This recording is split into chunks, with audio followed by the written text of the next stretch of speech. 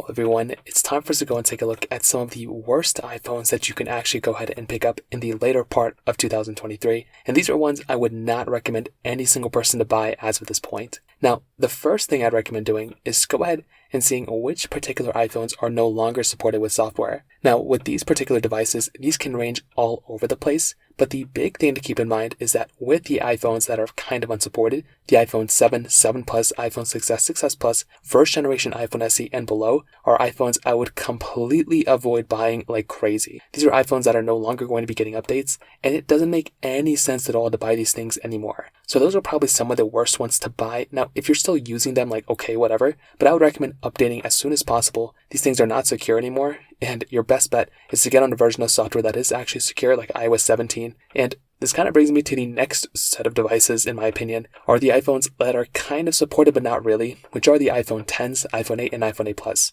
These are iPhones that are kind of supported but not really. And what I mean by that is they're on iOS 16. 16 isn't that old of a version of software, to be honest. My iPhone 13 Pro that I'm still using is actually on iOS 16.7.8 or whatever the most recent version of software is there. So it's not really outdated, but these are also some iPhones I would not recommend buying anymore. You want to get a device that still has a future ahead of it. These iPhones, the iPhone 10, 8, and 8 Plus, don't really have any future ahead of it. So that's kind of another big issue going on with them. So that right there is another set of devices I probably would not recommend buying anymore either. On top of that, another set of devices I would not recommend buying probably are some of the standard iPhones that Apple has made throughout the last couple of years. Buying something like, a certain iPhone that's on a certain version of, storage can actually be cheaper than some other iPhones. Meaning, if you're going to buy like a 128 gigabyte like iPhone 12, it might just be cheaper or, cheaper in the used market to go ahead and buy a 128 gigabyte or base model iPhone 13. So that might be another thing to kind of keep in mind there too. And that's another thing that I kind of,